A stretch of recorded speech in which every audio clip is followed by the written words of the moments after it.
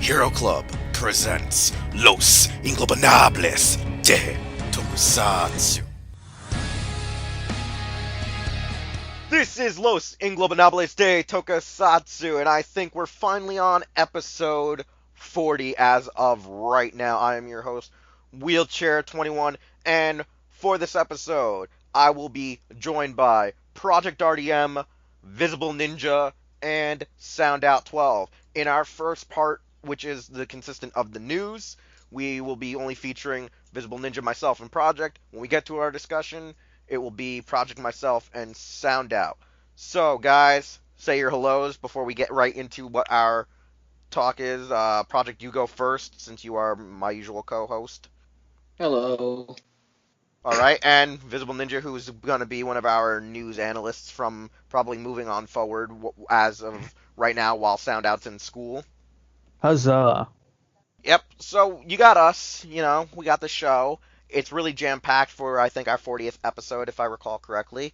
Because, one, for our lit list tonight, we're going to be talking about the two big breaking things about Power Rangers, such as the Master License is moving to Hasbro, and the newest Power Ranger series was announced to not be Q Ranger. And then we'll be talking about the original first phase of Garo Productions. We're talking about the original live-action first 25-episode series and its original TV movie, Beast of the White freaking Night. But before we even get into our news and we get into our discussion, I just want to say today is the 72nd birthday of Hiroshi Fujioka. He was born on February 19th, 1946, at the time of recording this episode, as well as today officially marks, if I recall correctly, the 25th anniversary of Gosei Sentai Die Ranger.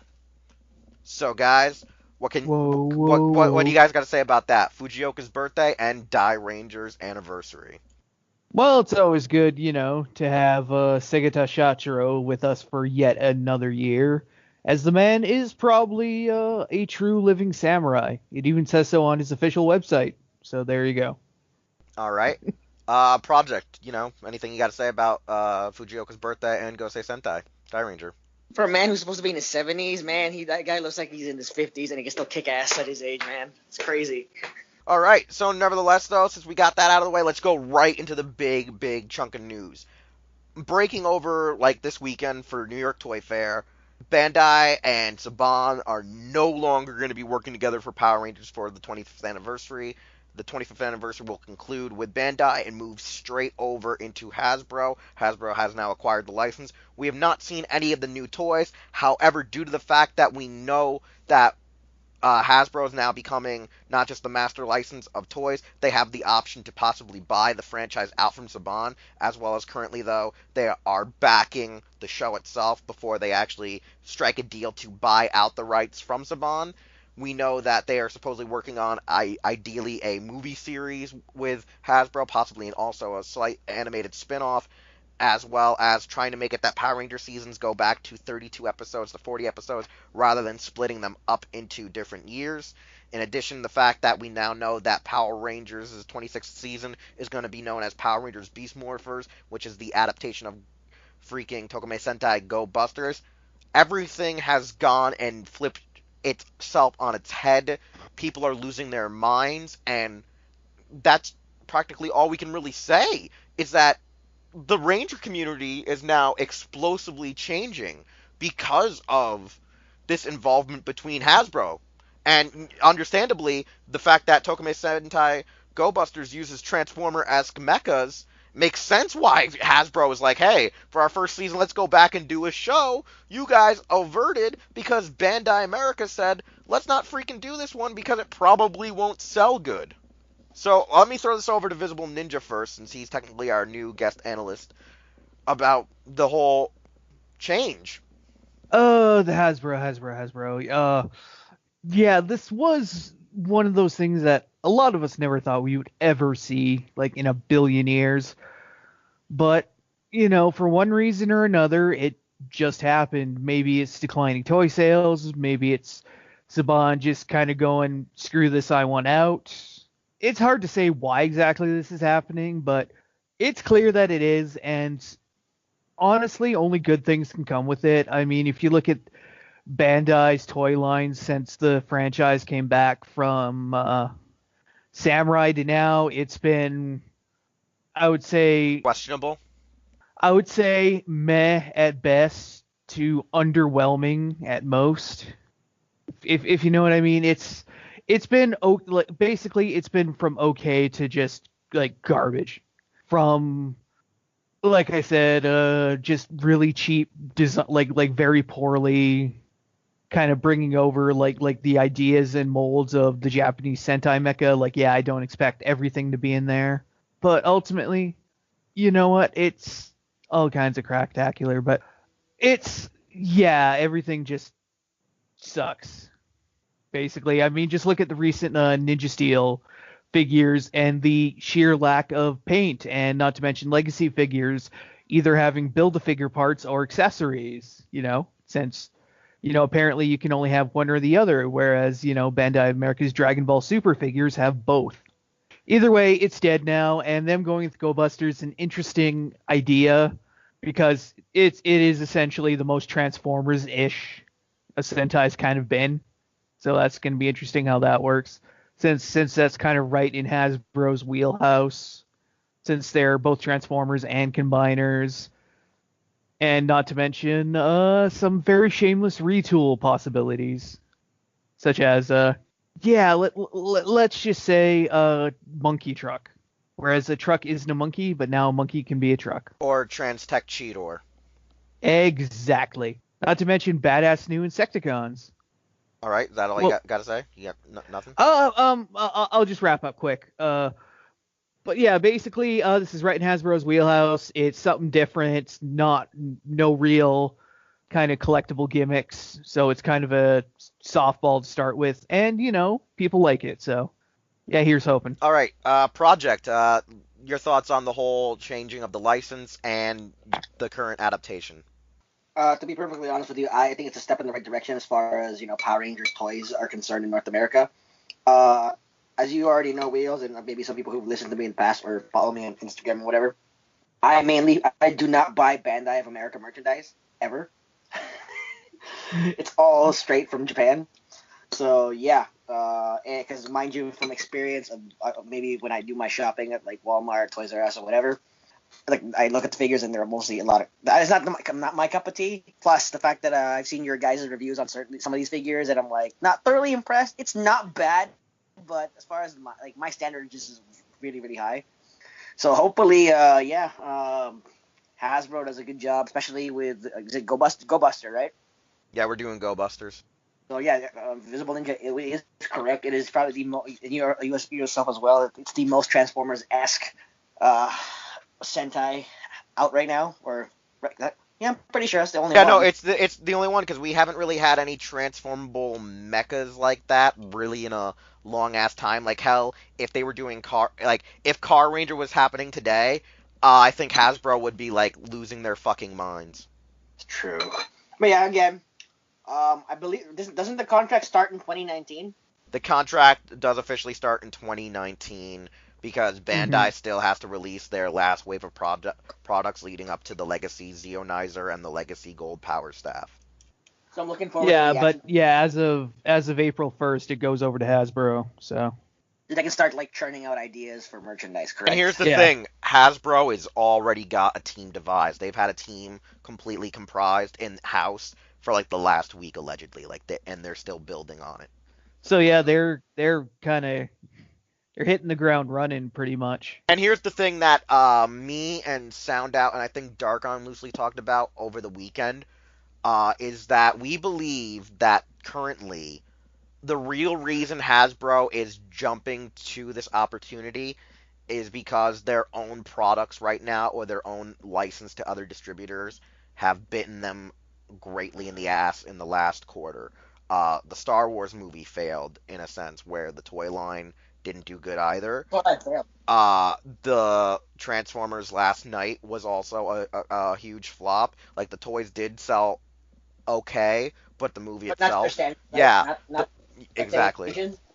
yeah, the movie itself didn't do too well. The toys did Yeah. okay, and the Generations line is doing all right. But because they were getting bit in the ass, Transformers quality even right now in Power of the Primes is sort of 50-50 and lacking due to the fact that they're kind of going into a slight recession due to Transformers and Star Wars. The only thing that was really making them a lot of good money in the last quarter was actually Marvel Legends, which are one of the hardest things to find in people's areas. Like, you either have to order a case from stores like Big Bad Toy Store or Entertainment Earth, or hope you live in a populated city area to get them. And if you Fight don't, some. what? I have to fight somebody. Goddamn Toys R Us to get it. Yeah, Really. because if you don't live in like the West Coast, New York City, or Texas, you're kind of fucked. You're at the mercy of the scalpers online, or what's it called? Or just buying an entire case at pre-order at wholesale. And right now with Power Rangers, I think this is that opportunity where where they know that the Marvel Legends figures and the actual Star Wars Black Series sell real well. That they're like, Oh, oh well, the Bandai Legacy line is garbage. We know how to do that correctly. Here you go. Have all of these Power Ranger figures. Here's that. Oh, hey, here are some Megazords that are also articulated. Hey, we might actually be able to make good electronic toys that are almost, in comparison to the Japanese stuff, because with their first outing with Yokai Watch, even though the series financially became a failure in North America, the initial run of the toy, especially the watch itself with its electronics and playability, was very in depth and extensive. Where if they create Henshin devices, I don't feel like they're gonna fail the consumer. Because having talked to Darkon and Sound Out, who were fans of Yokai Watch, they state that Hasbro had that quality of old school Bandai, so they don't think that it's gonna come back to bite them in the ass necessarily. The only thing I can say right now about this is when the initial news did break, it seemed like Hasbro didn't completely just buy out the rights to Power Rangers. They just bought a part of the master license, which meant that possibly Bandai still had the rights to make some toys, but not all toys, which made me early on think or assume, like some other fans, was that Hasbro maybe be trying to tell, oh hey, Bandai, you can make the yearly toys, but we're going to be we making got like but we got the legacy line. That's what I thought. Like we got the legacy 6.5-inch figures. But now it's like no, they got all of it because originally there was like a representative that sort of works with Saban that also helps Power Morphicon trying to explain it. But then like as the time built on, it was like no, we have all the rights. Bandai is not going to be making really any more toys whatsoever. they're only making whatever they have left. So he's finishing it off. That's what it seems to be, I think, from what I've been reading from Toku Chris, who was actually in New York Toy Fair, compared to the representative that works with, Scott Zillner to run Power Morphicon. I think Bandai has no obligations anymore. If they still Oh, have any obligations left, I'm hoping that the only thing they're doing is sort of the legacy that's Megazords the line. themselves, like just the Megazord, either just the legacy Megazords or the yearly toys, because like I feel like Hasbro just doing legacy action figures is the thing that they really should have just had the license to. But if they have the full license, it might be a good thing anyways, because Hasbro has been, currently experimenting with retail articulated figure lines, from the 4.5 inch to the 5.5 inch scale. So they might be able to start being competitively good with the older products released through Bandai America and co-signed with Bandai Japan. I don't know. I think it's a step in the right direction. So a lot of fans who are like been clamoring for better quality Power Ranger figures might get what they want. My only concern really is because now it's Hasbro has it. I think it's the price points are going to be a little different because the quality is much better now. So they better be ready to bite the bullet on the cost. Like a lot of people are saying that we might end up getting that since Ranger fans want something that's like Marvel Legends esque, but they want something that's also in the middle, like mediocre basic line. Some people think that Hasbro might get smart of this and go, okay, so you want almost Marvel Legends esque quality, but still relatable to a retail line.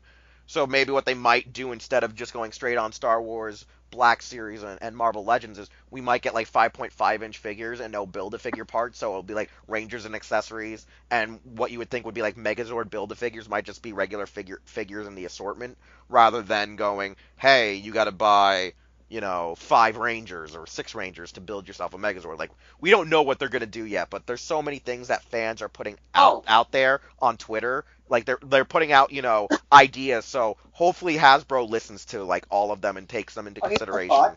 Here's a thought. Remember Marvel has the Marvel Universe lines, the 4.5-inch figures? You mean the Marvel Legends Infinite ones, the ones that are 3.75 or? Oh, or 4.5 or whatever. Yeah, right? they're almost 4-ish.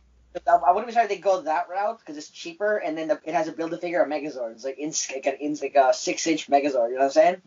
That makes sense. It can maybe work too, but like I'm trying to think of all of these ideas because here's the one thing that I'm also afraid of because of the unique suit designs of Monsters of the Week as well as your generals.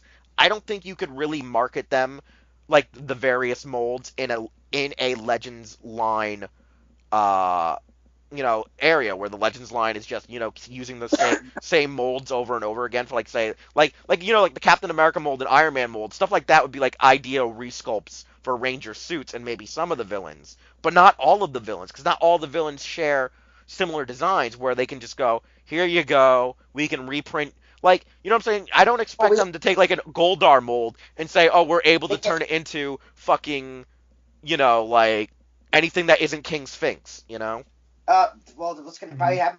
That could be a Build-A-Figure.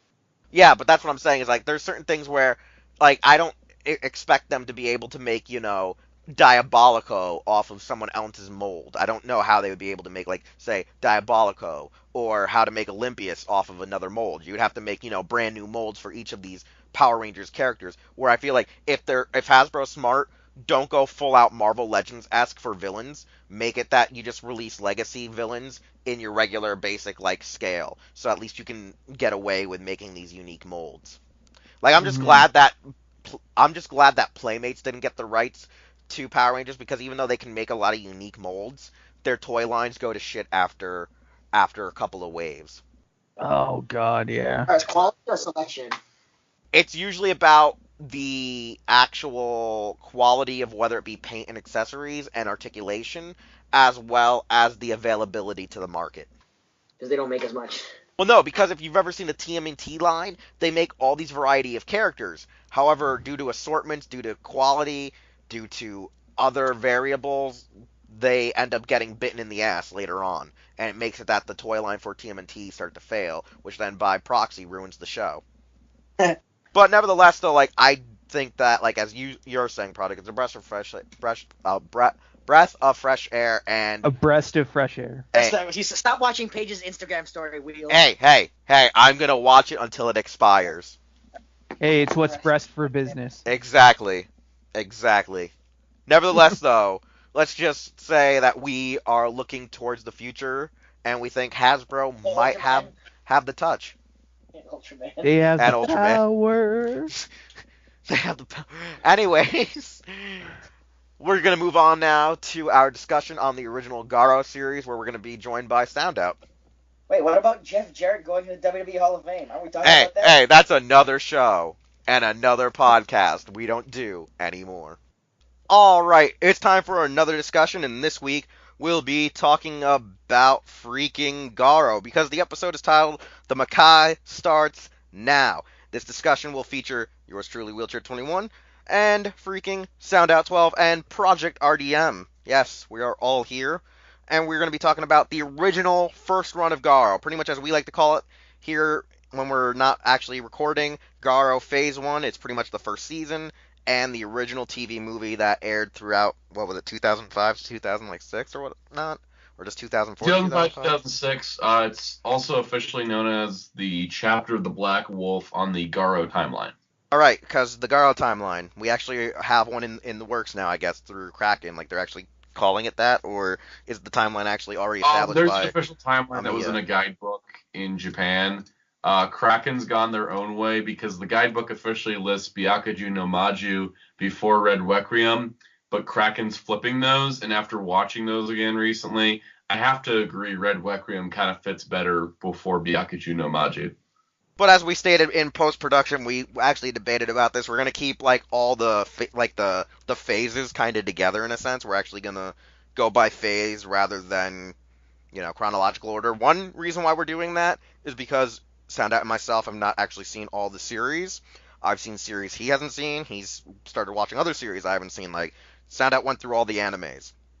Like I think I only watched the first one, part of the second one, and I'm like behind on what's aired so far of the third one. Like I watched like the first 7 episodes, I think, and we're on like what episode now? Sound out?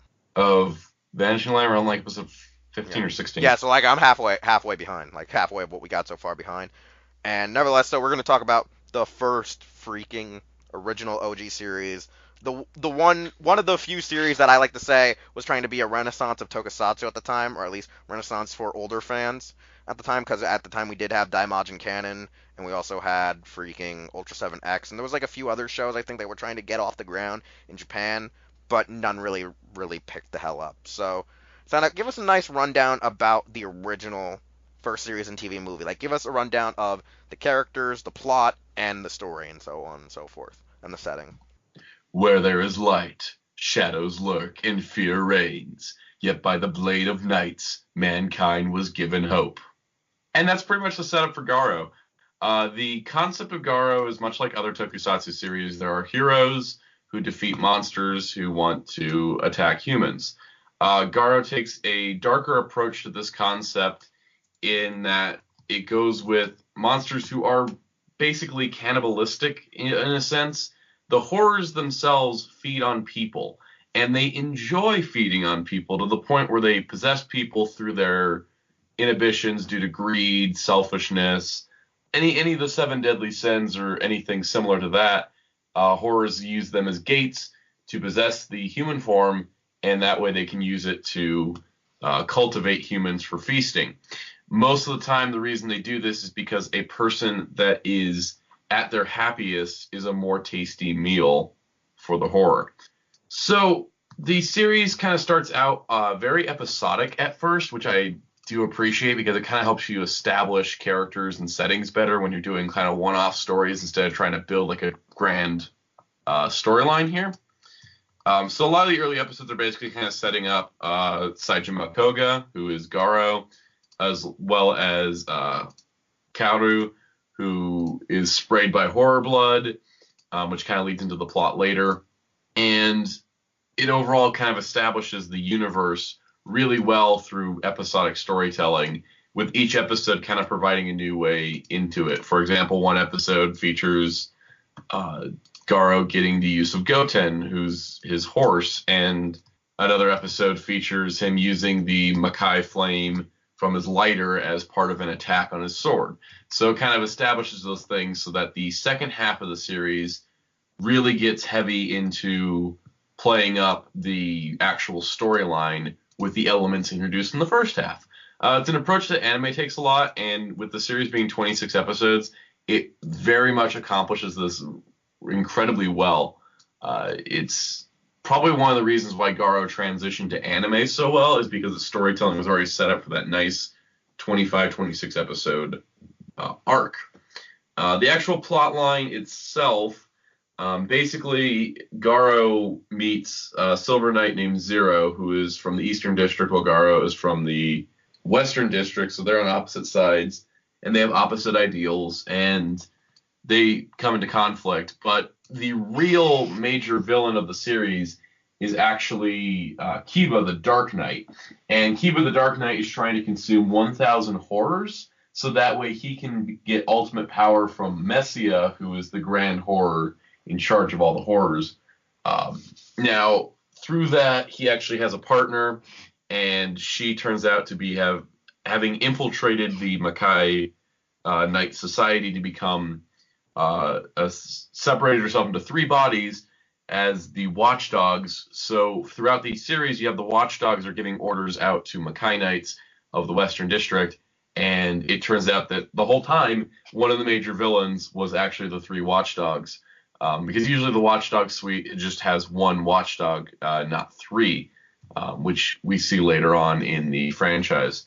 There's also Kodama, who is the assistant to the three fake watchdogs, and he is played by Mark Musashi, who doesn't get much speaking lines, but he pulled off a great performance. And there's even there's a side OVA style episode. It's a side story where he actually does have a lot of dialogue in English, because it's a really surreal, very meta episode that I usually don't consider as part of the canon of Garo, but it's kind of fun. But overall, the entire plot is basically, let's stop Kiba, so Garo and Zero have to work together to save Kaoru, who's going to be the gate for Messia. And it leads to some great fight scenes. It leads into Garo getting wings and fighting a giant naked woman, which later on becomes a trope of the series. And overall, a lot of the stuff that it really did was kind of take the concepts of Tokusatsu and gear it to a mature audience, but not in the way where it's like, oh, look, we're being edgy and dark. Don't you like us because we're edgy and dark now? But in a way that's like, hey, we're going to give you more sophisticated storytelling. We're going to develop our characters better, and we're going to give you some really stellar action sequences, basically kind of taking a 52-episode budget and condensing it into 25 episodes of a show. And kind of the lighting and the atmosphere feels very much like this is a more mature series actually made for adults, not for one that's trying to be for adults. And I think it's a great transitional period for Tokusatsu, because I think it led to things like Hikonen Sentai Akiba Ranger, which was an adult comedy that was based on Super Sentai, and then Kamen Rider However, Amazons. it tried too hard. Season 2 tried too hard. It really did. It killed itself, and the Sentai.Figuarts. Thanks, Akiba Yep. Ranger. And then anyways, Kamen Rider Amazons was kind of an extension of Garo, where it went to darker territories than Garo, I think, has ever gone, and played up the idea of humanity's own faults creating problems, whereas Garo is very much fantasy-based, where you have knights fighting demons from another world, where Amazons was more, this is humanity trying to experiment with biology, and look where it got us. Garo is more, there are people, people have flaws, people have problems, and, humanity's faults are manifested within the horrors themselves, in not only their designs, but the way they appear. We have some horrors that, there was a horror that took a shape of a watch, and the watch would transform between different people, and at one point it became a clock tower, and kind of the way that things change and evolve. Sometimes a horror just gives the desire to a really twisted person, who, maybe a sculptor just wanted to break people using his art. Well, the horror just provided that. And so it kind of brings on a huge dynamic of, well, how much of what is happening is the horror, and how much of it is the human desire still inside the body? Which Like, kinda, that episode where freaking, what is it? Now Oikawa freaking was an old woman who wanted her youth back, and she got it back, but then she was like, thotting around and eating everything. Yeah, exactly. It plays into the vices of humanity, and it's really interesting. I think one of my favorite standalone episodes of Garo was the episode.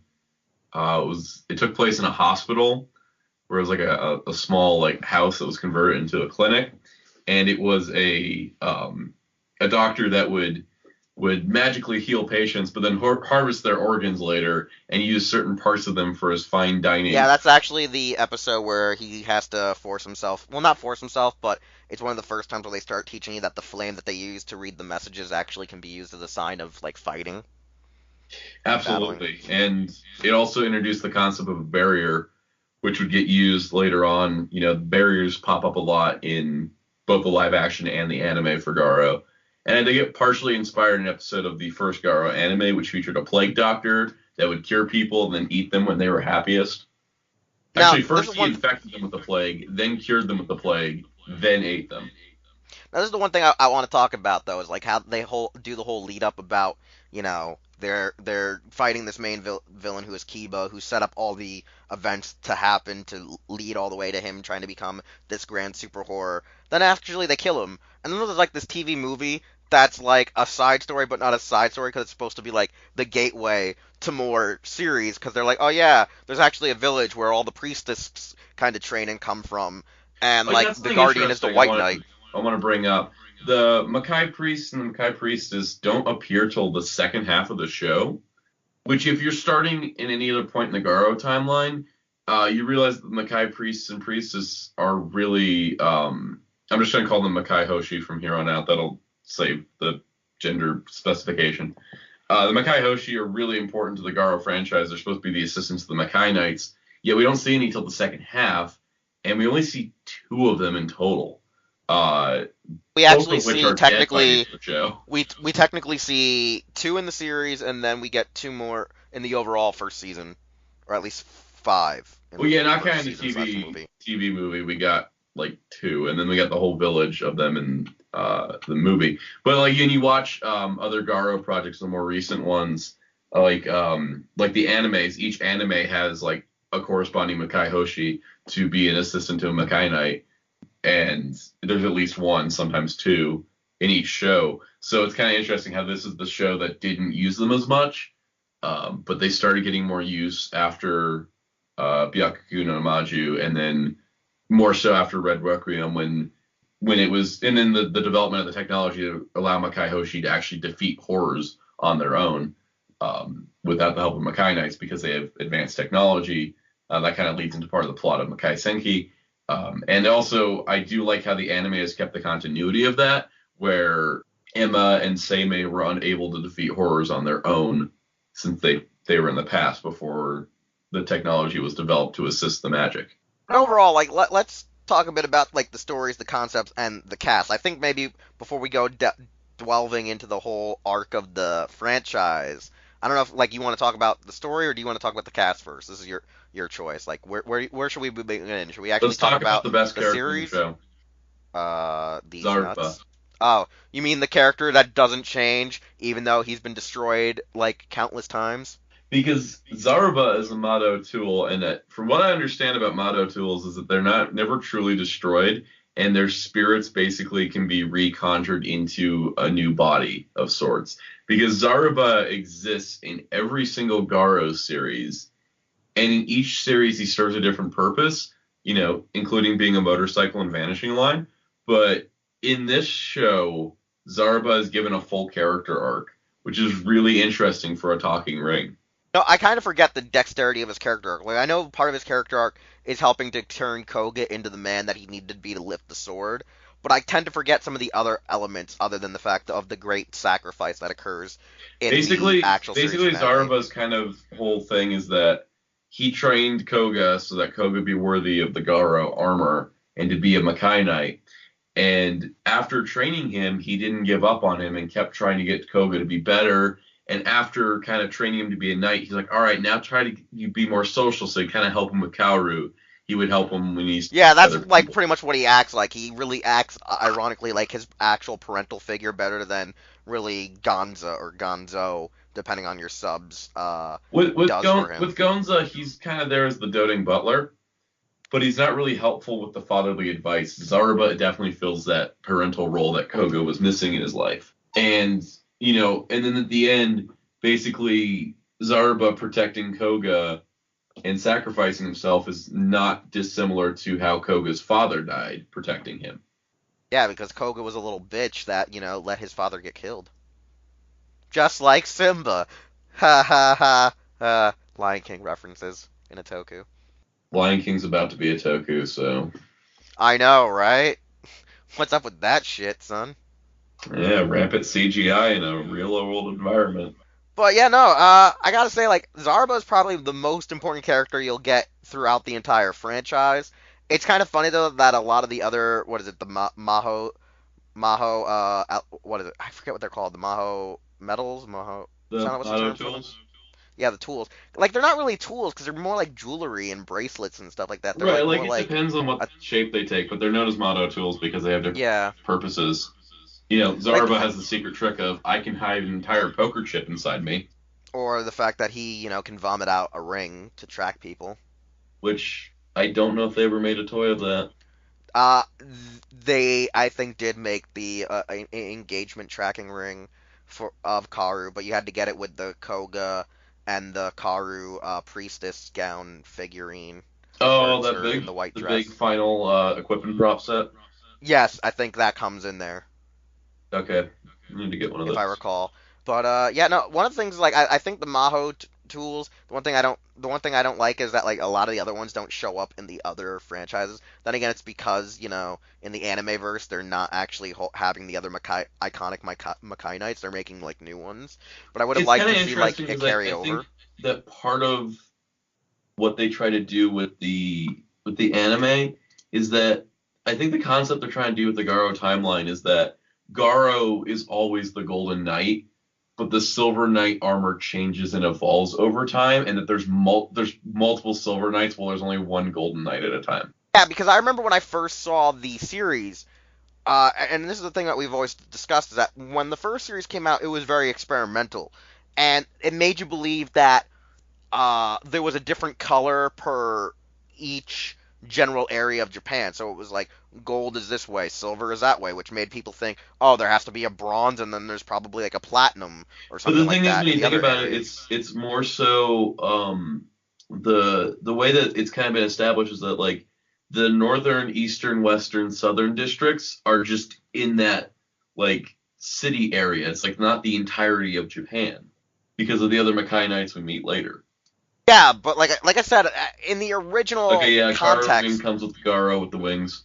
yeah, but like what I was saying was in the original context, like when you watch it the first time and you don't get a full context of what was going on, it made you think that it wasn't the district of like the city, but it was actually the district of overall Japan. You know what I'm saying? Like Yeah, the it eastern and didn't western. like the original series doesn't establish well that the Makai society is a worldwide thing. That kind of gets more established later that they are a worldwide, protection against horrors because horrors don't just attack Japan. This isn't Sentai where everything just centers around Japan. It's actually a worldwide problem. I mean, granted, only one other Garo show takes place outside of Japan. That's Vanishing Line, but still, the idea is still there that there is expansion Yeah, and to that's what I was saying is that like the the rest of the way that world. they made it seem though was that like it was very that as time has gone on, that the forces of the Makai Knights themselves, like the armors, have dwindled down to that. It made people actually think the region of the east, the north, and the districts actually meant the east side of Japan, the west side of Japan. So like Garo himself was residing over the entire, like say, east coast, and Zero was the entire west coast. So when he came to his side, he was like, "The fuck are you doing over here, bruh?" Right, like they're not supposed to cross into each other's territory because it means it leaves an area unprotected. Or Yeah, and isn't that's it jurisdiction as well? Yeah, it's well, yeah, jurisdiction, yeah. just like with Yeah, Blade. it's very jurisdictional. But like when the first series does air, when the first series airs, and you've never seen, if you watch it in the order in which the series was produced, you actually are like when you're watching it, your mindset believes that it's four nights to each of the districts, rather than it's like, oh no, it's like sub districts of like the actual Yeah, prefectures of no, see, I Japan didn't and get stuff like that. that. Like, I didn't get that vibe when I was watching the show. Like, I always kind of felt like there was a greater universe out there, especially after they dissolved the Western district or the Eastern. Was it Eastern? Koga's original district was Eastern, right? Because Yeah, he was the Eastern. yeah, Well, that's the thing. Like no, because I they knew there was a dissolved big. the Eastern district. Yeah, and like here's the funny thing. I knew there was a bigger district, but I actually thought that like by this time in Japan, like it was like dwindled. Like they made it kind of seem like with how the series was progressing, it made you think that Japan was like maybe hit really hard. That now they're more like there's only like four, maybe five Makai Yeah, Knights they said there's overall. like less Makai Knights in Japan at that time, but they were able to completely eliminate a district and they were still fine. So Yeah, and that was the funny thing about it was that when I first saw it, like I said, when it was first airing, it made it seem like Japan was like maybe like a squadron of 10 knights or something was originally in Japan, but now it's like only down to like four regional areas. But then like oh no, when you watch like the sequels, it's like oh no, there's actually more Makai Knights than you think, and it's like good that there was actually more than what like they originally left that intended vibe, like you know what I'm saying, like, there was like the vibe that there could always be more, but you weren't so sure how much more really was there, because like when Don shows up and they send Zero and Garo to go deal with the issue in the village, right? You expect that there was going to be more Makai Knights showing up than just the three that we saw. yeah, and that's what I liked about like later.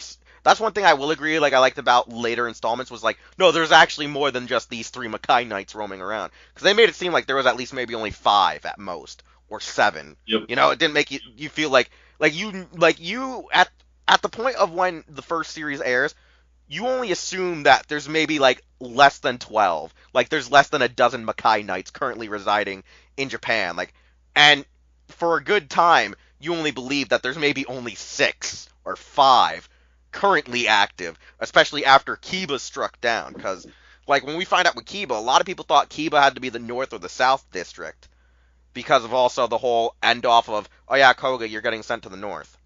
Yeah, but he was being sent to the North to investigate, like, something. Like, it wasn't like he was being transferred to the North. Like, because he eventually got picked to be part of the Senate. Yeah, and that's the thing that I found was very interesting. It was like a very interesting build up and story that was being developed. And like when it comes to characters, I do gotta say the one that really helped better establish the world of the Makai Knights before we get a lot of the other characters that built it was actually the involvement of the first involvement of Zero. Like when Zero shows up, like you actually start seeing like even though he's not explaining it to the audience or to the other characters, we see it through like his flashbacks that like originally Makai Knights could only be depicted on you have to be like you have to be blood relatives to acquire you have to be like either a blood relative or an actual protege to acquire the mantle. Like he was like, oh yeah, I'll take you on as my student, but I also have to adopt you, so you have the right to have this armor. And at the same time, he was already betrothed to the original or the current residing Zero's daughter. He was like betrothed to his daughter. Yeah. So there was like a lot of different things going on, and I really got to say that Zero himself really better established the show, and he helped build a world that was getting developed. And then I think the involvement of our Makai priests, Jabi, and what was the old man? Was it Hanzo? Amon. Amon. I don't know why Hanzo came to Amon. But no, Amon, and like they also help build your world. They help establish your world. And if it wasn't for their involvement, and as also, I think it was also because Jabi somehow became uber popular. I don't know if it was with just Amamiya himself or the actual audience watching. He was like, "Yeah, I'm gonna retcon it and bring her back from the dead." Yeah, I remember reading that was people were really pissed she got killed off. Well, I mean, there's a reason why they like Amamiya originally wrote her to be written in was like, oh Koga, it's been a long time since I've seen you, and I've always wanted you to become more a bit of the kid that you used to be. I'm glad you found someone that you can actually like be in love with. And he was like, what are you talking about, Jabi? He's like, oh, I know that you're in love with this woman. Why is that? Because I'm in love with you, and I know that you have the eyes for her and not me. But I'm happy for you. And he's like, what? And then Mark Musashi is like, bah! Yeah, no, it's actually kind of a shocking scene because you don't expect it. Like, they didn't build up her death. It just happened. But I don't expect Mark Musashi to do much at all, really. I mean, I've seen his career. It's kind of savage. Well, I'm sorry. I'm just siding with Dan Southworth. There was so much burn there. I feel like I need to, like, take a shower. I think I need to get some ointment because that's done. I don't know. Maybe I just opened up my Makai lighter and was like, hey, feel the burn. Yeah. I was like, If it was only called a Makai lighter. I can't even remember what it's called. That's the sad part. I don't remember. I just call it Makai lighter because I've been trying to get the actual. It's just a motto lighter. Like I've been actually trying to get it. Like I actually because been trying the to magic get items are motto, not Makai. Yeah, that's right. I always screw up like the terminology of Makai and Mado because they're like roughly the same. Is like Maho. Yeah. Maji Jinga. Majita Magica Showtime. Yeah, but like that's the thing is like when it comes to the cast, it's pretty nominally different because with Musashi, like at least other than trashing his career slightly, the thing is like bringing him in actually was a bit of diversity to begin with because one, if I recall, he is born in America or at least he's known for being more of an American actor. On top of that, you also have like a few other actors who have either been seen in other well-known tokus or have actually done a few gigs outside of Japan. and stuff like that. Because like Mika Hiji's done other stuff and eventually did more stuff with like I would say B to C level American films. Uh, you have Ray Fujita who's in a band, what is it, Dusts, who's done a lot of anime endings and openings, and he was also in Faiz. And like when you look Faiz. at this cat, Faiz, Faiz. Faiz, Faiz. Faiz, Man, people are gonna think Faiz, we're literally most of the stupid. show. We can sometimes be. I mean, we literally are stupid. We can be. I mean, like 90% of the time. Well, usually it's because we record like so early in the morning. Like, who even listens to us? A bunch of people I only know through Mucha. You know, But then again, I don't know who this Mucha is. I don't understand. Shut the He's been on the show with us, or at least with me. And probably Has he? I don't know. But no, like the thing is, like we've had like a lot of like different actors in this franchise, at least in the first series. I mean, you got Masaki Kiyomoto, who has done Toku, who's been in Toku, who composed the music for the goddamn series. You know what's ironic? With Jam too? Project. That he's Secret Agent Man in Kamen Rider Black. Okay, there's that, but it's ironic because there's a lot of Toei actors in this show. I know, because you have like, what is it, Kimoto, who's been in a few Toei produced stuff. He's been in Subaraya stuff. You have freaking Jabi, who was Yayusei Sato, who was in Ultraman. You've also had Rei Fujita. You have Yukijiro Hotaru, who's been in Kawakata, as well as Toho films. You have freaking Hiroyuki Watanabe, who was originally, Ultraman, then he went to Toei. But at the time, I still don't think he was in Deno yet because Garo was 2005. There's, freaking singers and voice actors. I think like Hironobu Kamiyama has done a few Toku themes. Yeah, exactly. So I mean, like this is one of those ones where I think Amamiya was like, I'm gonna take everyone, no one is safe. You're all being in my Toku, and everyone was like, all right. And like literally, that's how we got most of the crazy stuff we got today. If it wasn't for Amamiya, just like I think with Amamiya too, since this was his like baby, this is like his pet project. He had more control over the people he actually wanted to cast, rather than being forced to be stuck with people he probably had no idea of their work. You know what I'm saying? And because he went with Tokushima Film Company, they're a small enough company where they're not worried about like big contracts.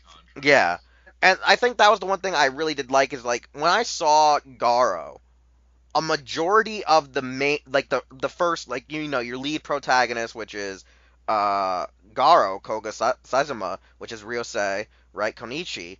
He was like, I've never seen him in like a lot of like bodies of work at that time, as well as Mika Hiji. Like I'd never really seen her in anything because I wasn't watching anything but Toku at the time. So if they were in dramas and whatnot, I didn't know who they were.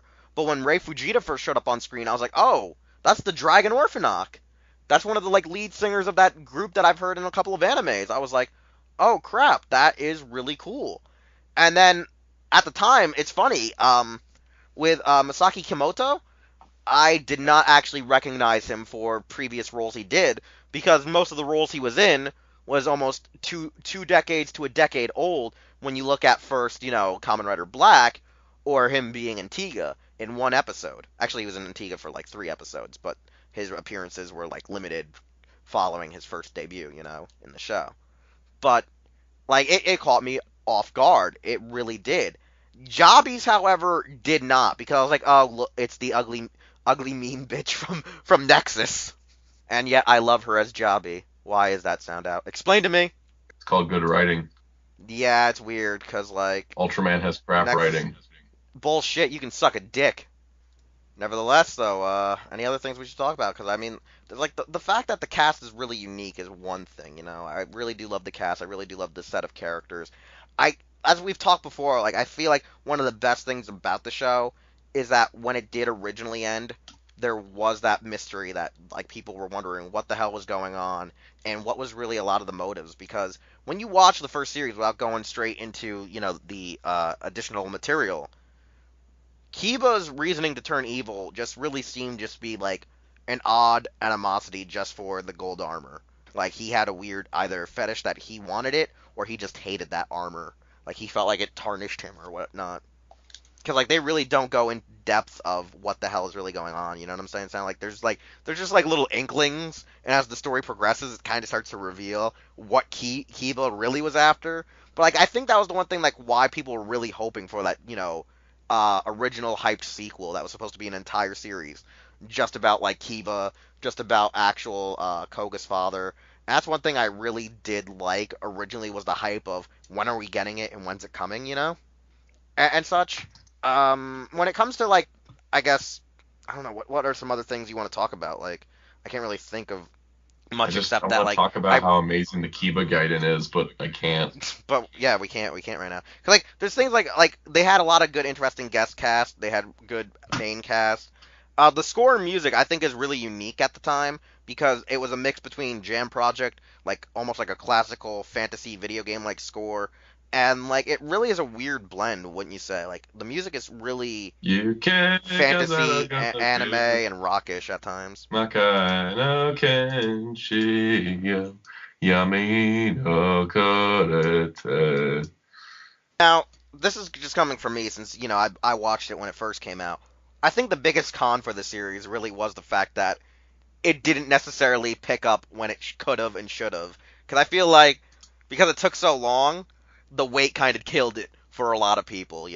Like we sat waiting and waiting, and then when it finally came, and it was like, oh, hey, how you doing, Steve? Good to be back. Okay, it's good to be back. I don't know It's if like one of he those needed ones a where whole nother series with Koga. I think he should I don't know, because like have gotten a couple movies. I'm like 6 episodes into Makai Senki, and I'm like, yeah, okay, so we're having some cool episodes, but do we really need a whole TV show for this? I don't know, because like I feel like the series could have been one of those ones where it doesn't need to fully follow Koga, but it should have still had him as a character. You know what I'm saying? Like it doesn't have to focus on him as the lead, but it still could have had him prevalently featured. You know what I'm Kind saying? of like Garo Vanishing Line, where Yeah, I guess. Sword isn't so much the main character. Yeah, like I like one thing I really wanted to see. I mean, we did get it was like a Zero spin-off with like Zero what is it, Black Blood. But like I feel like Black Blood, Makai Dragon Senki Blood. could. Yeah, like I feel like they could have been more oriented to featuring Zero in the more lead role, or like it's switching between those guys more often. Like I feel like what they could have done with other sequels is still have Koga be there until they wanted to wrap up that generation of Makai Knights. You know what I'm saying? Because like I feel like between him and Zero, there was a story to be told for both of them. Like Garo kind of trying to sort of settle down and be with Karu, and then Zero trying to find his way in life since really like he's never gonna find that true love or family that he wants again because Kiba came in there and framed Garo just because like he wanted him as a tool. Which like honestly I don't necessarily understand either what was his apparent motive to bring Zero involved in this conspiracy that he was forming. Because basically, if he could get Zero mad enough at Garo, then he could get Zero to kill Garo for him. That's what I thought was like the key plot point was that he just wanted him as a pawn and a tool. But like the funny thing about it was even when he allegedly frames him for killing the dude's family, you could see through the curtain that Makai armor was completely not freaking gold knight. Here's the Like when you thing: look at it, if it didn't even you look gold. if you can't see the color and you've never seen the golden armor for yourself, how do you know what it looks like? Well, I remember seeing in a lot of the flashbacks, all it was like you could tell it was pretty black. It didn't look gold whatsoever in the images, and I don't Well, know if what it it was supposed to be was like is a it was smoke a effect or silhouette. It was the shadows all that Zero saw. yeah, but like you could still tell So by yeah, they like made it because it was clear weird for the because like audience, but probably in the madness, yeah. like he probably wasn't thinking clearly. That's exactly like how it was. Because I remember like looking at it, I'm like, it looks like Garo, but it looked a little bit more rigid than Garo. So I was like, whose is this? And then they were like, oh hey, it's this guy. It's this dude right here. Dun dun dun. And you're like, oh shit, that's who it was. And you're like, oh okay. And that's one thing that I found pretty funny is that like you would have thought that Kiba would have tried to bring in more Makai Knights into his little thing, or maybe at that point he would have realized that if he would have drew in more Makai Knights, he probably was screwed. I guess. Yeah, he wanted to keep his circle tight. 'Cause, like, the one thing that was kind of funny though was like when you find out that the current generation of Makai Knights are all in their 20s currently. Like most of them are all 20-year-old men. Like none of them are actually the age that Kiba is currently. Like they're all like old, which is kind of funny too when you think about it. Is that like no other Makai Knight was as old as him, and I guess that's the reason why. Also, he targeted Taiga not just out of hate and stuff, was just because like they were probably the current serving like oldest members outside of Zero's adopted father slash father-in-law. Yeah. Like that's the thing that always I think is one of the more interesting things. And like I don't really know what else I can talk about with Garo other than the fact is that like I I really think that it wasn't that it tried hard. I think that it just came out swinging the way it should have been for a new series that needed to like pick up. It gives you a pretty concise story that gives you like little, not big like unanswered questions, but little enough that could feel consequential or whatever. Have like a real actual imperative like motive for you to want to have a sequel to. You know what I'm saying? Like it was like, oh hey, here's some stuff. Like if you want more clearer things, oh yeah, we could always do a series for you. And they were like, oh okay. And then we got like those teases for you know a Zero spinoff or a Kiba spinoff. And I thought that was one of the more unique things about the show is that it even does tease that there was supposed to be a Kiba, series, not a Kiba Gaiden, a Kiba series I think following the Akiba TV Gaiden movie. was beautiful, and we honestly didn't need more than that. Um, that's the thing is like rewatch like once I get to rewatch it, I think it'll be great. But I think I really would have wanted to have a series with Taiga, having like more of screen time because I really want like this is me. I really wanted to see a lot more with Taiga, and once we finally knew what Koga's mother was like because of the White Knight movie, I wanted to see more of the actual courtship between them. Yeah, I think the only reason why they didn't is because it'd be really redundant. Like just in general, it's at the time of when those actors would have been available, it's like this is Koga's story. This is before they came up with the concept of the multiple Garas. Yeah, it's like one of those things where like I think there was like a lot of stuff that Amamiya heavily was playing with. Like I think he just didn't know what the hell he wanted to do too. I think he had it penned down where it was still concise, but he really wanted to have more room to play. And it may be one of those Like I things think too, like the reason they didn't do a Kiba series was because his actor didn't want to commit to a series, and he just wanted to do a movie. like we don't know because like a lot of people say that the only reason Garo came back really was the pachinko machines, and that's all I always hear is that Garo only got revived because of pachinko machines. Like that was allegedly the only reason was that Yeah, they I think it was wanted more than just that reason. I think it's just that. like, oh, this is still a viable thing. We can still make stuff from it. Like Tokushima Film Company is not all about the money. Like that's of course part of it, but they're very much more art focused. I haven't seen a lot of their work, so I can't really tell. Their biggest thing is Really, Garo. Let's just say that. And if their biggest thing is yeah, Garo, that's a sign of how like they're very much small scale. They're not like the big marquee kind of company. yeah. That's what I can only They're think not of, and quite like indie film, but they're not quite Toei. established yet. Like yeah, like I think they started to stumble upon it, and like I still do kind of think they stumbled upon just a little too late, but it was at the right time, at least for them to get an international buzz. Because like the one thing I kind of hate still is that there's like a lot of terrible bandwagoners for it. Like Garo didn't need the fans, but like I just felt like too many people just jumped on because they were announcing new shows and new products. They were just jumping on it for the sake of Well, that's jumping on kind it of rather than the just like point. Like discovering it. that's kind of the point of announcing new stuff is that you get people excited about the old stuff. Like, that's the natural progression of things. It's like, oh, there's a sequel to Garo coming out. Maybe I should watch Garo now because it actually leads to something else. That's the one thing that's also a bad thing is like some people just can't watch a show that doesn't have And sometimes it's like, here's the thing. additions. You watch the show and it happens, and then that's it. That's it. But like going back, it's like, well, it's like they're like maybe people want to watch it, but then they don't find the time to watch it because there's no big rush since it's just a standalone show. There's several anime I haven't watched because I know that they're they're not longer than 26 episodes or whatever, and so I just don't I don't put that high priority. But then if there's a sequel announced, I'm like, oh crap, I better watch this now because there's a sequel happening. Yeah, that's the one thing I kind of do hate though about when it comes to backlog watching, because there's always going to be a backlog, but it's like sometimes the best shit to watch is actually the stuff that isn't always continuing or quite often getting a sequel or a reboot or But a new and installment. sometimes it's there's an anniversary and then you watch it. It's just it's Yeah. finding the reason to watch it in the first place that is so hard. And then, but a sequel helps. Like how I found it was just by mistake. I found Garo just by mistake, as it was loosely just being either halfway subbed or just was almost finished being subbed by TV Nihon.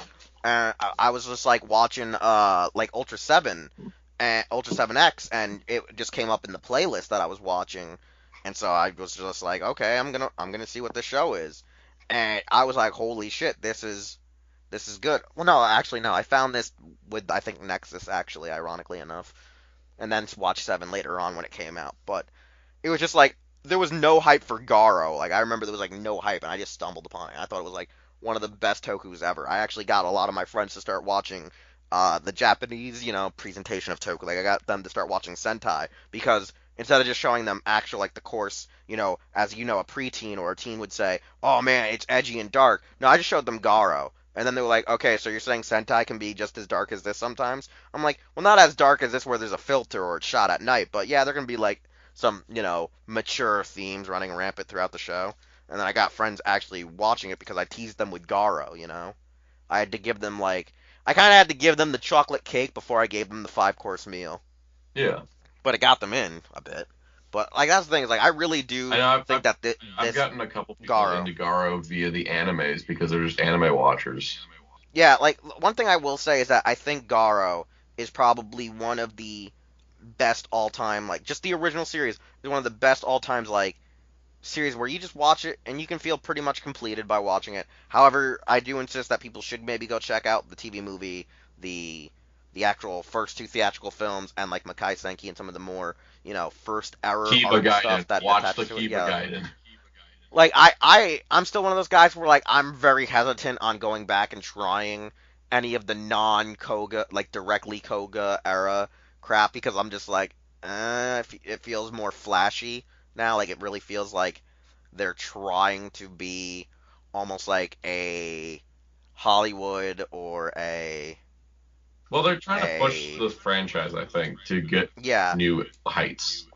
They're really trying to push it, and it gives me it really gives me that basic the 90s, early 2000s really Chinese slash Japanese cop action dramas where there's obviously a lot of extensive wire works and crazy fast kung fu and martial arts. And I don't I understand Garo does do a lot of out of suit stuff, but when I watched the original series, it never felt as in my face outside of the Kiba White Knight movie. Yeah. Kiba the White Knight movie, there's a lot of them out of suit fighting in the finale, which it made sense why they couldn't fight in suit in the finale. But leading up to it, it was very tame. And then the finale hits you in the face, the movie hits you in the face. Then every sequel since then is we gotta add more crazy fights. We gotta add more. And I'm just wow, that's a lot. Yeah. Do we need all of this? Looking at the trailer for Kami no Kiba, it's oh my god, there's so much happening. Yeah, you saw what I'm saying. You saw a lot of there's just action, and fighting, and it feels like it's not trying to present a story; it's trying to present you a martial arts film. Yeah, and I think that it depends on who's directing and writing as well. I don't think it's entirely just based on what Garo is. Yeah, and that's why I'm a little that's why I feel a little indifferent. I feel the newer installments don't feel as story driven, and they're just more about action and shock value. The anime are definitely more story driven. Yeah, the anime obviously are. I really do I felt the anime. Honestly, the anime is really solid when you look at it. It's Like, I will admit this, I really feel like the anime has brought back my real reasoning for loving Garo again, as well as that Blu-ray release. Yeah, no, the fact that the original Garo series is available on Blu-ray in North America for about 40 bucks is just awesome, and I love that. Like, I have lived in a world of stupid expensive Japanese. Shout Factory releases. Shout Factory not expensive. Well, they Talking first about list it up as expensive, and then they lower it. for 40 to 45 bucks for a 50 episode Sentai is not expensive. No, it's not as expensive when they first like put the list value up at like $68.99. Okay, that's the thing. The first couple of Nobody times. sells at list price. That's the point of list pricing. I know, but that's the joke I'm saying. It's like when I first saw the list price, I think for Ranger, I was like, wait, what? No. Yeah, that again, list pricing. Nobody uses it. I know, but that was like the joke I always like to stick to. Is like, man, I love looking at those list prices because I'm like, thank God for these cheaper prices. Because that reminds me of like the old school original first time on DVD like freaking Bandai Entertainment stuff. Oh yeah, you want to get Ronin Warriors on DVD? $120. Oh, you want to get one of your favorite Gundam series? $120. Wait, what? Like, what? Yep. Nowadays, you can get half a Gundam show for $48 on Blu-ray. That's still a little ludicrous. That's a little ludicrous depending on the series and seasons. I think it's actually pretty reasonable depending on just the way the market Like is. episode count. I always think episode count is really the issue, really. 25, like getting 25 episodes of a Gundam show on Blu-ray, whether or Oh not yeah, it with has special it up features, for yeah. $48 is really good, especially when you're looking at the rest of the market, where you got Funimation putting out 13 episode volumes, cramming in an extra DVD copy yeah. no one asks for, and then Yeah, that's a throwing in pain a in the dub, ass. and it's still it's $48 for like 12 episodes. Yeah, that's a pain in the ass. That is a pain in the ass. That one. Yeah, no, Really is a like, pain in the ass.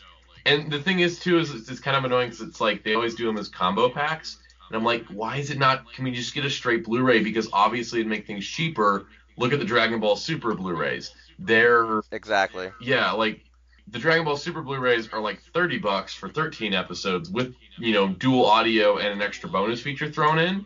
And that's great. Like I don't want to pay $50 for 13 episodes just because you're cramming in a DVD copy I didn't ask for.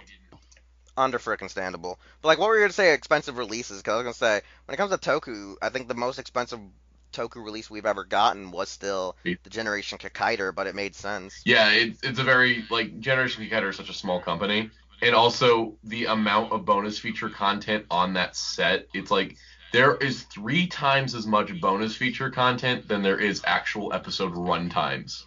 Oh yeah, exactly. And like, it's funny because I'm kind of speculating that like Shout Factory, the way Brian Ward is talking, is like they must have like either an actual Toku series with special features, or it's just a newest series they acquired that has special features. Because like, I'm hoping whatever he was hinting at today on Twitter, it is leading to Toku related. Because I really just want special features with my Toku. I also want them to go back and make the older Sentai. I do too. Like, I really think we need those. Like, But I we think really, they should do it really do. smart, and like even though it's probably going to cost us more in the long run, this is probably the best option. Do it in the mega sets. Put 3 Sentai together at once, starting from Go Ranger. Exactly. Do them as mega We've had sets this talk before. and make them like ShoutFactory.com exclusives, so they don't have to produce a huge amount. Yeah, exactly. We've had this talk before. And now that Shout Factory is offering free shipping on everything, I'm like, wow, now I can actually get my DVDs on time and free shipping? You can get your DVDs early. I know, that's like amazing. That's like giving me the option to actually buy them if, I get snubbed out of those freebies that I was promised a while ago. Yeah, I just gotta keep watching because, damn, Go-Go 5's out in April. I know, and that might be the first one I get for free. Yeah, go you. Go me, I know, right? I have to work for the devil, though. I can get a wine bottle for you. That's not the devil I'm talking about. Oh. Well, excuse me, I was wrong. Yeah, I'm talking about the real devil of Tokusatsu. Project RDM. Yeah, we wish. Keith Justice. Haha! Don't get us in trouble. What? It's a fact. But nevertheless, though, with Garo, though, it's really great, though, that we're finally getting it over here. It'd be better if, honestly, we knew how they're gonna do this, because, like, as Saudet says, maybe they're actually trying to go in a chronological order. Maybe, who knows? I don't know. I'm assuming they're going Great. chronological order because the second release after the show was Kiba Gaiden, which takes place during episode 23. Exactly. So that like makes sense. And the fact that Byakuji no Maju would have been the second release, seemingly, but then they went to Kiba instead because continuity as opposed to production order. I don't mind that because that means for those people who are watching the show as the Blu-rays are coming out, they're getting a good way of watching it in the hindsight, you know? Yeah, and that's one thing I do like is the fact that, with at least this, Garo, now the Garo Revolution or Evolution, with America, it's going to be great. Now, one thing I would love to see, and I know it's probably not going to happen, would be if like Crunchyroll could get a deal with Kraken to simulcast it. However, I feel like those buttholes at Toku HD are probably going to try to secure the rights to Garo, and I really hate Toku HD. I don't know really if we're going to get Garo on streaming because anything Kraken's put out did not hit streaming because of how cheap their releases are. True, too. Like, look, but it would actually be useful at, if they could. You get 12 episodes for $23, $24, sometimes like a lot of time cheaper. Like you're winning when it's a Blu-ray for that cheap. Oh yeah, I just don't want to throw my money down on the series I'm not too well acquainted with first, What, the first series? No, I'm saying I don't want to throw my money down on the series that I'm not well acquainted with. Yeah. I'm saying like I wouldn't want to just throw it down on like, the one that has freaking what is it, Gokai Silver in it because when I saw some of it I wasn't really happy with it, and I haven't really gone back to watch it all. And then at the end of the day though, you're not spending a whole lot of money if it. Yeah, that's true. That's true. It's not like how like certain not reviewers but companies were were lying about early, Japanese films and other stuff like, a lot of Tokyo Shock's like releases and reviews, like they try to lie the hell out of you to get you to buy like their crappy movies. At least they don't like directly lie at you. Yeah, and nowadays it's nice how we've had a paradigm shift with this. We're getting a lot more affordable Japanese entertainment in America, from anime, toku, manga. Like things are starting to get there where it's like, wow, we can actually afford this stuff now. But then there's also Aniplex who's charging $150 for a bare bones Gurren Lagann set. So. Well, that's because Aniplex doesn't know how to do shit. They've never really known. They don't know how to do things in America, and that's why they need distributors. Exactly. Because I mean, like, what is it? Ever since like the Sword Art Online fiasco, I knew that they were shit. Like, they're not worth the time of day. They're not worth money either. They're kind of really dumb. They're really not. Like, they do some really stupid shit. That Gurren Lagann thing bugs me because it's only 2 movies and 27 episodes, even dual audio. $150, really? That's ridiculous. And considering that there's like no special bonuses like an art book or anything, it's just like it's a bare bones Blu-ray, and it's that. Yeah, no, it's kind of ridiculous. It really is ridiculous. Like I can get almost all of Dragon Ball Kai for that price. And you should, because Dragon Ball Kai is a great fucking series. I know, I'm watching it. It's wonderful. But I have this problem. I bought season 1 on Blu-ray and I just finished it, and now I need season 2. Yeah, I know. I love Kai on Blu-ray, especially, when it has the actual, insert songs that were composed for the Kai runs. Yep. Those insert songs. All the insert songs. Oh, yeah, you know what's funny? A friend of mine never heard of Saiyan Blood. He hates Vegeta, but loves the fuck out of that song. That's lovely.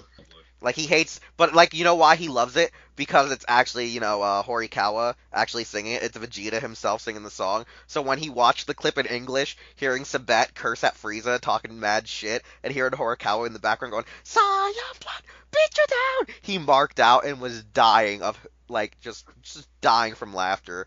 It was like this is the first time he's ever heard both Vegetas on screen at the same damn time. And then it happened again in Super. Yes. But they have, crazy ocean dubs for Vegeta, who, Who was playing an evil Vegeta back then, and he's playing an evil Vegeta now. Yeah. Yeah, but when you look at it now, it didn't really age well. That's okay. It made those terrible filler episodes really good. I know, I'm not gonna lie, the Clone Vegeta ones are some of the worst filler episodes I've ever seen in Super. And yet, somehow the American version, like the actual English dub, made those episodes not only tolerable, but actually really special. Because you know why?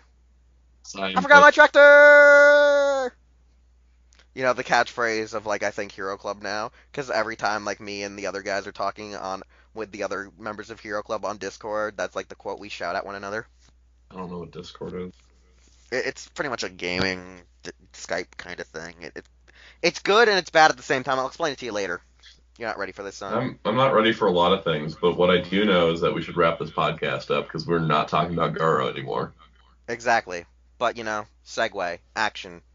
Bye, Anyways, Garo. one thing. Bye, Garo. Yeah, buy Garo on DVD. It's great. It's awesome. You'll love it. And you know what? If you like it that much, maybe you can invest in the other series whenever we get them. Yeah. Because so far we'll we've probably done get a them. consistent release schedule of every other month. We've been getting a new Garo. So by my predictions, April we're getting Red Requiem. So TV series Part 1, Part 2, and the Kiba Gaiden are out now. Red Requiem is scheduled for April. Then I'm thinking probably June we'll get Byakuju no Maju. Probably August get Makai Senki Part 1. Probably October get Makai Senki Part 2. And then we'll go from there. But that's kind of my guess. So we should see 6 Garo releases a year, which means they'll catch up in like 2-3 years. I don't know. Yeah. I mean, they'll catch up faster than goddamn Shout Factories with Super Sentai, that's for sure. I mean, in South's defense, there's a lot more Sentai. Hey, let Garo win something for once. Yeah, Garo's gonna win this because it's already got its anime done too. So. I mean, when you think about it, technically Garo and Ultraman are beating out Toei. When you think about it, everyone that isn't Toei is doing all right. Know. Everyone that is Toei. I don't know, man. Where's the Ultraman Blu-rays in America? Yeah, I'm not gonna lie. I really feel like the one thing that's kind of screwing us is that deal they had with William Winkler Productions. I don't know. I'm not gonna lie. Buy Ultraman on Blu-ray. It's not winning. You don't need to buy it when you can at least stream it right now on Crunchyroll. Yeah, but if you're like me and have crappy internet that suddenly goes out for 2 hours in the middle of the night when you're trying to play Dragon Ball, and then it kicks you out of the lobby because you have no internet connection, there's no way to play it offline, you have to default to DVD. I was gonna say, but the sad part is though, the Dragon Ball game is shit from what I hear because of that internet syndrome. No, the game's amazing. Like, it is. No. I hear because of the internet, it really. It's got some problems because Arc System Works could not handle the number of people, and as we know from Gundam Versus, Bandai Namco's not great at this online thing either. Yeah, no, that's what I'm saying. Is that like the only reason it's shit is because no one knows how to fucking handle the online. Yeah, lobbies fill up a lot. And basically, when you enter one of the offline modes for like local battle practice, or the arcade mode, or the story mode, you're like offloaded into an offline lobby, and then when you come back, your lobby may be full, so it kicks you out and makes you go pick another lobby. Oh yeah, exactly. But nevertheless, like I said, Garo, get it, like it, good. Yeah, Garo is the cheapest Japanese entertainment being released in America right now. And the thing is, it's not like, and it's a good quality show, and it's super inexpensive to get it, and it's so worth it because the picture quality is great, subtitle translations are awesome. The subs are actually pretty consistent with the same terminology that's used for the subs on the animes. So if you're transitioning from the anime to the toku, you won't get too lost. Yeah, I'm not gonna lie, that's the one thing I actually was afraid of, was how consistent was the actual subs from like Funimation going to be versus the Kraken release. Like, do you think Kraken did their research and like read up what Funimation was doing? Kraken did their research for sure, and it maybe also Toku Fushima Film Company probably gave them notes. Yeah, Kraken definitely did the research, and I think the only thing that's different between and this was the case with the fan subs too, and it may be the context or terminology, but the anime used the term Makai Alchemist, while the Toku uses the term Makai Priest and Priestess. So I don't know why, I don't know why, but it's like on all the, I looked up some fan subs for the anime too to check this, but yeah, it's always translated as Makai Alchemist for the animes, but it's Priest and Priestess in the Toku. So maybe all the context of what you're saying. Like, I do think it's Priest and Priest. Priest and Priestess. I don't think it's supposed to be Alchemist. Like, it sounds weird when you say Alchemist. Yeah, and like, I think the reason I is guess that, like I guess in the sense is they're actually alchemists, but like because of what they wear, they look more like priests. Right, and I think that because like when they introduced the Makai, priests in Garo, with the Kraken subs at least, they're described as being like alchemists with the goal of helping Makai Knights. Yeah, because like they trying act to be more similar to priests, Alchemists, like so yeah, like they act more like priests than they do alchemists. I'm not gonna lie, especially when you watch the White Knight special, which we really didn't go too much in depth in, but pretty much think of like really crazy fantasy movie. It's like it and if really you're feels watching like an the anime combined in live movie action. version, it feels like two separate things, and it is. Yeah, it kind of does feel like it's very segmented. Like it feels like it's supposed to be actually not just a movie. Like it doesn't No, feel like it it's was supposed to be originally aired in 2 parts. Yeah, well, no, I know it's aired in 2 parts, but like when you watch it, you don't feel like it's supposed to be like two separate, like a 2 night movie event. You feel like it's missing a part that's supposed to be like a 3 or 4 night event with how the story's kind of written, kind of like just like jumps from one thing to another. Part 1, save Jobby. Part 2, fight. Fight the demon that appears in the first part for like 5 minutes. Yep. Pretty much. Can't wait for Really us to talk about cracking. Garo again, so we can talk about Kiva Gaiden and how weird Red Requiem is in the context of the series.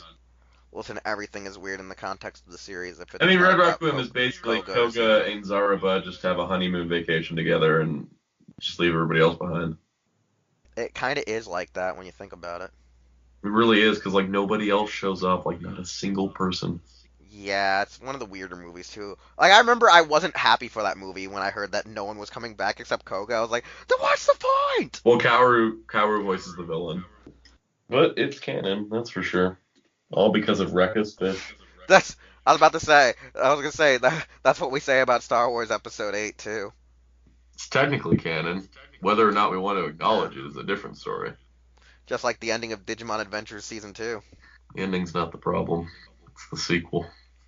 Wait, what? The ending of Oh yeah, try.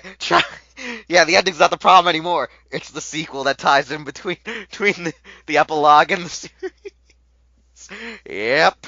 I got you It's there, been didn't I? 1 week that you took me. Yep, I was like, wait, oh yeah, try. Side note on Try. Digimon, I just didn't feel like going to the theater to go see Part 4 again. You know what the funny thing is I can't even find part 3 in my house right now. I don't know where it went.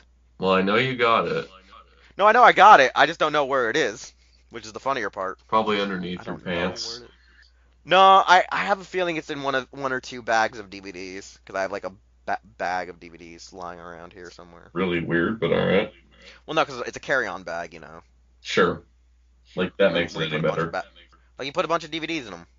You know, like the sacks of like you put DVDs in them. You know. No. I know they're outdated. It's outdated for you folks. It's outdated. I know.